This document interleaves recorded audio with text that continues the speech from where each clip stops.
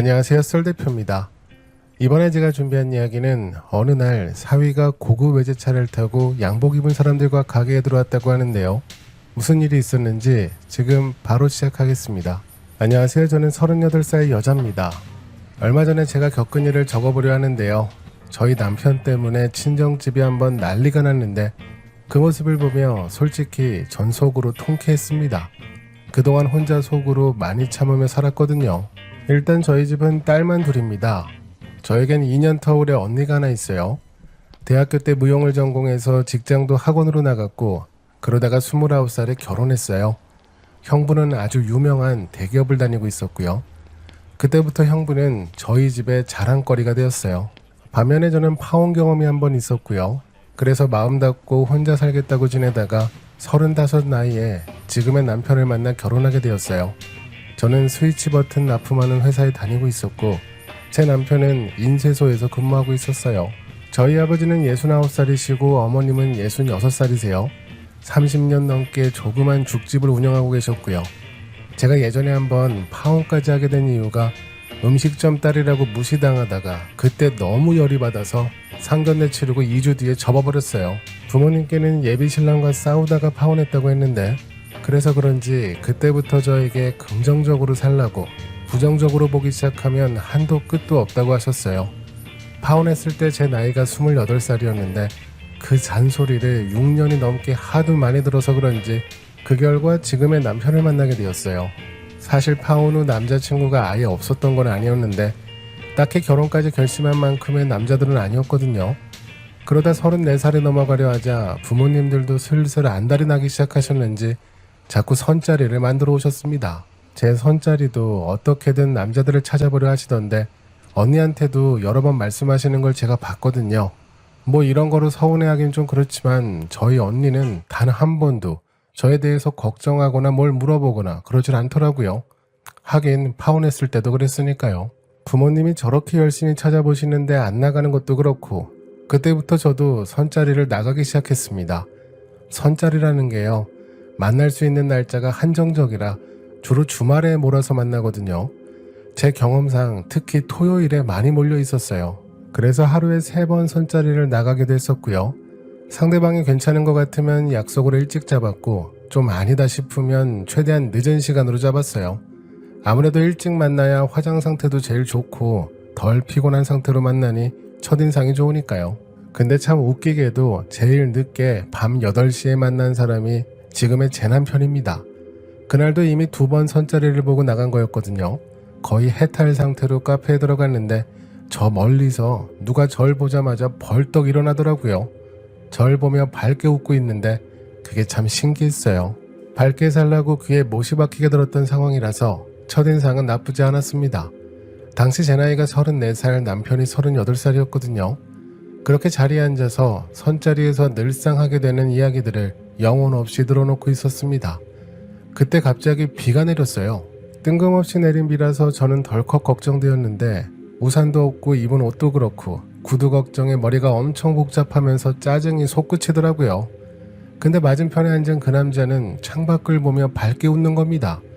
그러면서 이상한 소리를 하는데 농사 짓는 분들이 한시름 놓으시겠다고 올해 비가 많이 안 와서 걱정이 많으셨을 텐데 참 다행이라며 아주 태평한 소리를 하더라고요. 그래서 혹시 가족 중에 농사 짓는 분이 계시냐고 했더니 가족 모두 서울에 지낸다는 거예요. 그때부터 일반적인 사람과는 차원이 다른 밝은 사람인가 싶었습니다. 그렇게 자리에서 일어나 집에 들어가려 하는데 우산을 하나 사오더라고요. 저를 택시에 태워주고는 우산을 주는 겁니다. 비가 억수같이 내리는데요. 그 비를 쫄딱 맞으며 제가 탄 택시가 가는 모습을 보고 끝까지 서 있길래 참 신기했습니다. 선자리를 많이 다니다 보니 별의별 사람도 만나나 보다 싶었어요. 근데 집에서도 계속 생각나는 거예요. 심지어 다음날 일어나 아침밥을 먹는데 쌀밥을 보니 농사 짓는 분들의 모습이 떠오르고 그러다 어제 그 사람은 잘 들어갔나 궁금해져서 결국 제가 먼저 연락을 해봤습니다. 목소리가 완전 맛이 같더라고요. 그렇게 감기 이야기를 하다가 한 번 더 만나고 생각나서 또 만나게 되고 그게 인연인 것 같았어요. 한 번에 팍 하고 내 마음에 꽂히는 느낌은 없었는데 아주 자연스럽게 저도 모르게 그 사람이 들어와 있었습니다. 그렇게 1년도 지나지 않아 결혼식을 올리게 되었어요. 지금까지도 느끼는 거지만 사람은 참 밝습니다. 근데 애인이 밝은 거랑 남편이 밝은 거랑은 또 많이 다르더라고요. 속이 터질 때가 많았습니다. 어찌나 밝아대는지 온 사방천지 주변 사람들을 다 챙겨가며 그렇게나 밝게 대하더라고요. 당연히 그 오지랖도 대단했고요. 그런 남편의 모습을 보니 예전에 들었던 말이 이해가 되었어요. 연애 때 제가 슬쩍 물어봤거든요. 왜 아직까지 애인도 없이 지내고 있었냐고 했는데 남편은 한참 고민하다가 예전 이야기들을 하나씩 털어놓기 시작했습니다. 공부를 오래 했대요. 그 어렵다는 사법고시를 준비했다고 합니다. 그것도 27살부터 시작해서 34살까지 7년을 내리 준비했다고 하는데 시아버님이 돌아가시면서 하던 공부 접고 인쇄소에 나가기 시작했다고 들었어요. 처음엔 그 7년을 어떻게 버텼나 싶었는데 같이 살아보니 저런 남편 성격이면 아주 충분히 7년이 아니라 70년도 준비하겠더라고요. 합격 못한 이유도 어느 정도 짐작할 수 있었고요.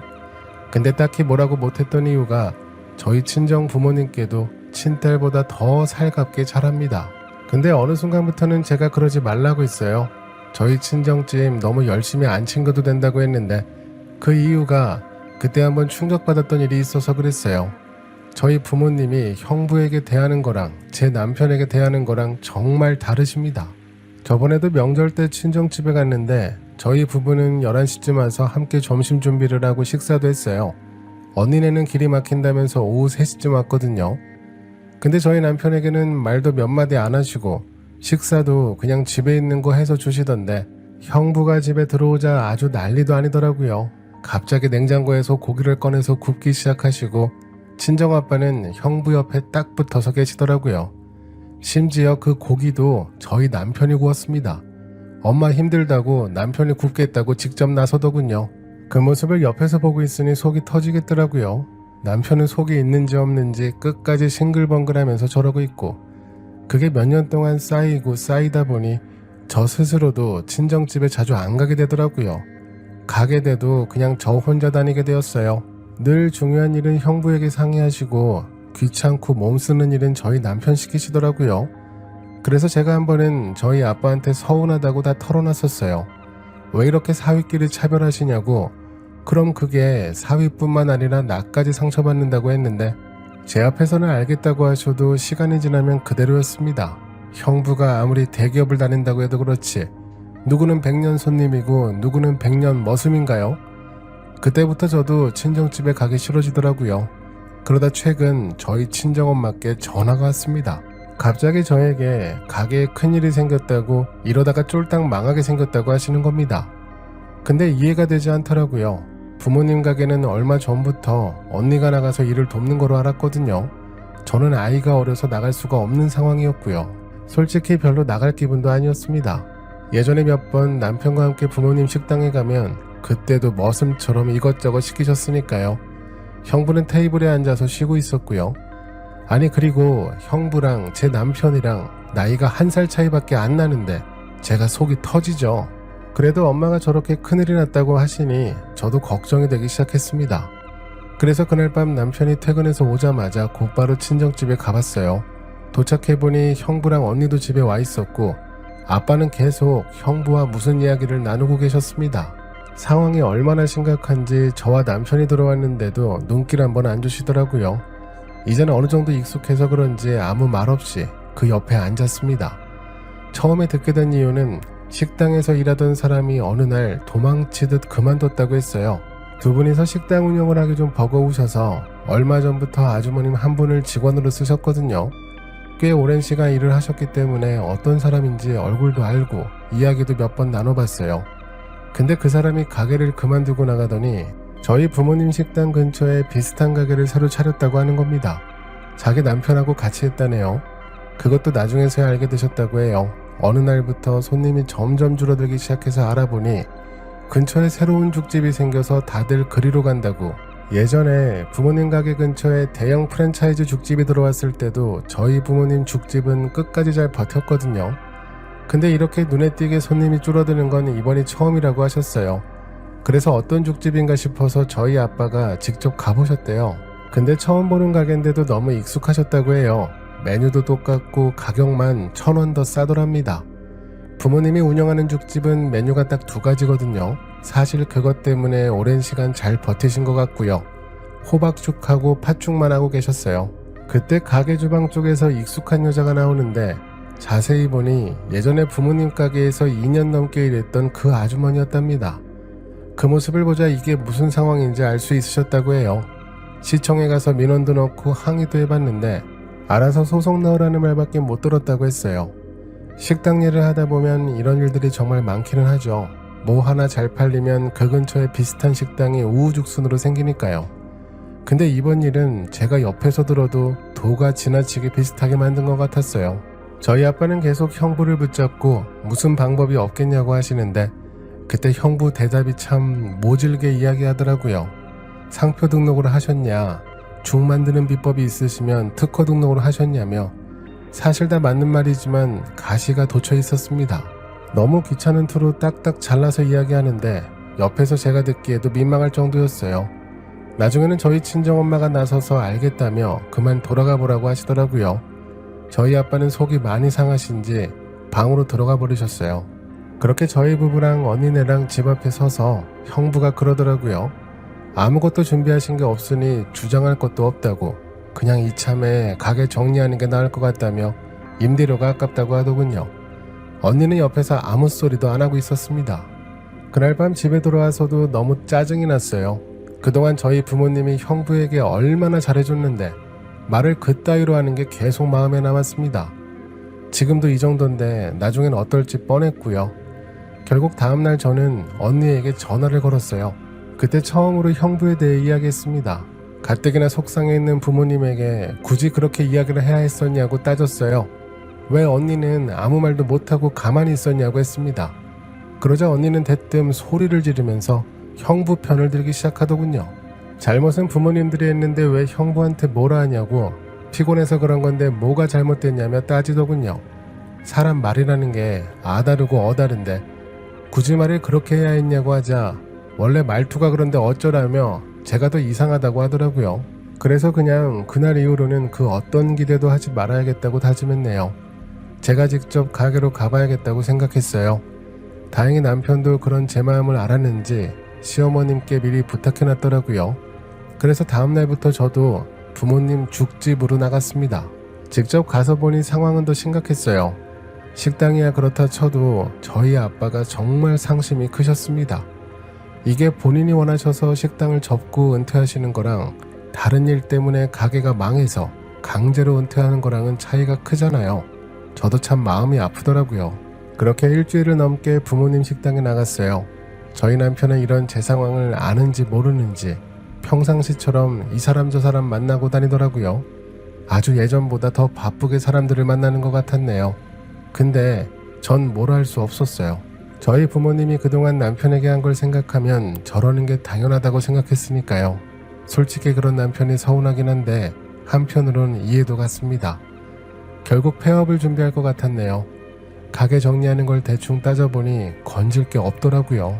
왜들 그렇게 사업하다 망하면 아무것도 안 남는다고 하는지 조금이나마 알 수 있었습니다. 그러다 어느 날 저희 남편이 저에게 장인어른을 뵈러 가자고 하더라고요. 무슨 영문인지는 몰랐지만 내심 고마운 마음에 바로 그러자고 했어요. 친정에 도착하니 엄마는 방에 누워 계시고 아빠는 거실에서 무슨 서류들을 잔뜩 보고 계시더라고요. 저희 남편이 다가가 인사드리더니 대뜸 죽집 이야기를 먼저 꺼내는 겁니다. 그러면서 자기가 좀 알아봐도 괜찮겠냐고 해결책이 있을 것 같다고 하더라고요. 그 소리에 방에 계셨던 엄마가 거실로 나오셨고 아빠는 아직 못 믿어오신지 무슨 방법이 있냐며 계속 물어보셨어요. 그때마다 남편은 이게 워낙 복잡해서 말로 설명해드리기보단 주말에 식당에서 자세히 말씀드리겠다고 하더라고요. 옆에서 엄마는 주말이든 새벽이든 언제든 오라고 하셨고 나중에 아빠도 그러자고 주말에 보자고 하셨어요. 저는 그때까지도 무슨 영문인지도 모른 채 남편과 다시 집으로 돌아왔습니다. 오자마자 제가 무슨 방법이냐고 물어봤더니 또 밝게 웃더라고요. 아직 확실하게 잡힌 약속이 아니라서 일단 주말에 밖에 나갔다가 식당으로 바로 가겠다고 하길래 지푸라기라도 잡는 심정으로 그러자고 했습니다. 그때까지도 저는 별 기대도 하지 않고 있었어요. 그리고 주말이 돼서 저는 식당에 먼저 가 있었어요. 오후 2시쯤 도착한다고 연락을 받았고 그때 마침 저희 언니도 와 있었습니다. 그리고는 2시가 되었는데 갑자기 저희 식당 앞으로 검은색 자동차들이 서너 대가 줄지어 들어오는 거예요. 아빠는 그 모습을 보시고는 바로 밖으로 나가셨고 엄마랑 저도 자리에서 일어나 보고 있었습니다. 근데 제일 앞차에서 저희 남편이 웃으며 나오는 겁니다. 그리고는 뒤에 차에서 하나 둘씩 우르르 내리는데 딱 봐도 비싸 보이는 검은 정장을 입고 있더라고요. 뭐 하는 사람들인가 궁금했어요. 저희 남편 포함 6명이 식당에 들어왔고 근처 가게 주인들도 무슨 일인가 신기해하며 저희 입구를 기웃거리기 시작했어요. 그러면서 저마다 명함 한 장씩을 꺼내서 저희 아빠에게 내미는데 모두 다 변호사들이었습니다. 예전에 남편이 고시 준비하며 지낼 때 친구들이라며 하나하나 소개해주더라고요. 어느 로펌의 누구라고 이야기하는데 그냥 저는 아무 생각도 안 나고 입만 떡 벌린 채 바라보고 있었습니다. 그러자 그중 한 분이 먼저 이야기를 하기 시작했어요. 예전부터 이런 일들 때문에 분쟁거리가 많아서 최근에는 관련법이 새로 생겼다고 하더라고요. 그러면서 이것저것 물어보기 시작했어요. 다들 메모도 하고 서로 이야기도 하면서 한참을 그렇게 질문하더니 갑자기 월급 이야기를 꺼내면서 일했던 직원 아주머니가 여기서 일한 기록이 있냐고 물어보는 겁니다. 무슨 일을 했는지도 증명할 수 있으면 더 좋다고 했어요. 그러자 저희 아빠는 이것저것 서류를 들고 나왔고 심지어 CCTV 기록까지 있다고 하시더라고요. 그 이야기를 듣자마자 5명의 변호사 표정이 엄청 밝아졌습니다. 저희 남편은 입이 점점 귀에 걸리더니 갑자기 그 변호사들을 이끌고 밖으로 나갔어요. 저도 쫓아가 봤습니다. 남편은 곧장 그 아주머니네 죽집으로 가더니 입구부터 사진을 찍으면서 들어가더라고요. 그러자 그 아주머니 남편이 소리를 지르는 겁니다. 남의 영업장에 와서 사진을 왜 찍고 있냐면서 화를 내는데 저희 남편이 거기다 대고 그랬어요. 증거자료 수집 중이라고 같이 소리를 치더라고요. 지금 변호사님들 모시고 이야기 다 끝냈다고 하면서 그 아주머니 남편 앞에서 변호사 5명을 하나하나 소개하는데 변호사도 분야가 다양하더라고요. 하나하나 분야까지 다 설명해 주는데 그걸 듣자마자 그 아주머니 남편이 점점 창백해졌습니다. 변호사들 소개가 끝나자 저희 남편이 그러더라고요. 조만간 소장 보낼 테니 지금부터 빨리 변호사부터 알아보고 되도록 여러 명을 구해보라고 했어요. 그때 그 변호사분들도 가게 내부를 보자마자 이건 너무 심하게 따라했다고 그러더라고요. 그리고는 다시 저희 가게로 남편과 변호사분들이 들어왔습니다. 저희 아빠는 제 남편 손을 붙잡고 너무 고맙다고 눈시울이 붉어지시더라고요. 그러자 옆에 있던 변호사 한 분이 이제 마음 놓으시고 예전처럼 영업하시면 된다고 하더라고요. 밖을 보니 그 아주머니랑 남편이 저희 식당 근처에서 한참 동안 심각하게 쳐다보고 있더라고요. 그렇게 그날 저희 부모님의 걱정거리가 한 번에 해결되었습니다. 너무 감사해서 제가 바로 다음 주에 그때 와주신 변호사분들을 집으로 초대했어요. 수임료도 안 받겠다는데 음식이라도 대접해야죠. 한상 가득 차려놓고 그때 처음으로 저희 남편이 예전 고시 준비하던 이야기들을 들을 수 있었네요. 고시 3년차 때 집안이 어려워져서 아르바이트하며 끝까지 포기하지 않았다고 하더라고요. 그때도 지금처럼 자기보다 힘든 사람이 있으면 본인 아르바이트에서 번 돈도 빌려주고 라면도 사다가 전해주며 많이 도와줬다고 하더라고요. 그때나 지금이나 아주 똑같았습니다. 아마 고시촌에서 제일 밝은 사람처럼 지냈겠죠. 근데 갑자기 공부를 접고 사라져서 다들 궁금했는데 이번에 저희 친정아빠 문제로 연락이 다시 닿게 되어서 너무 좋다며 진심으로 제 남편을 위해주는데 그런 모습이 참 신기했습니다. 남편도 오랜만에 친구들과 예전 이야기를 하니 행복해 보였고요. 그 뒤로는 정말 소장을 작성해서 그 아주머니네 식당으로 보냈더라고요. 그때 저도 옆에서 봤었는데요. 갑자기 그 아주머니가 저희 식당으로 달려오더니 오자마자 무릎을 꿇고 한 번만 용서해달라고 우는데 나중에는 그 남편까지 와서 무릎을 꿇었습니다. 무슨 수로 변호사를 구하냐면서 기본이 몇백인데 그럴 돈이 없다고 한 번만 용서해달라고 하더군요. 저희 부모님은 그 모습을 보시고는 마음이 약해지시는 것 같았어요. 그래서 제가 먼저 나서서 쏴붙였어요. 그동안 우리가 피해받은 건 어쩔 거냐고 따졌습니다. 자기네가 이번에 식당하며 번 돈이 200만 원인데 500만 원을 합의금으로 드릴 테니 이번 한 번만 넘어가 달라고 빌더라고요.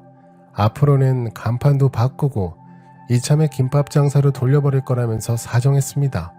근데 웃긴 건 저희 아빠 반응이었어요. 그 이야기를 듣자마자 아빠가 어디론가 전화하시며 최서방이라고 하시는데 그게 저희 남편이거든요. 형부는 박서방이에요. 저희 남편과 한참 동안 이야기하시더니 그 아주머니를 매섭게 쳐다보시며 일단 우리 사위에게 이야기했으니 기다려보라고, 나중에 우리 사위가 하자는 대로 한다고 딱 잘라 이야기하시더라고요. 그러자 그 사위분 연락처를 알려달라고 직접 사과하겠다고 하는데 그걸 또 단번에 막으시더라고요. 우리 최서방이 바빠서 그런 연락까지는 받지 못한다고 하시는 겁니다. 보면 볼수록 어처구니도 없고 웃음도 나고 그랬습니다. 결국에는 용서해주기로 했어요. 500만 원 받고 각서까지 쓰고 그냥 잘 끝냈습니다. 그 아주머니는 정말로 김밥집을 하더라고요. 이 근처에 김밥집만 3곳인데 조만간 가게 닫을 것 같네요. 저는 그날 이후로 계속 부모님 식당에 나가고 있어요. 아이는 친정엄마가 봐주시기로 했고요. 저희 남편은 그 일이 있었던 후로 달라진 건 없습니다. 여전히 머슴처럼 청소도 하고 심부름도 하고 지냅니다. 대신 형부는 이번에 점수 많이 깎여서 그런지 이젠 친정집에 가면 제가 속이 편합니다. 저희 아버지가 특히 사위자랑을 그렇게나 많이 하세요.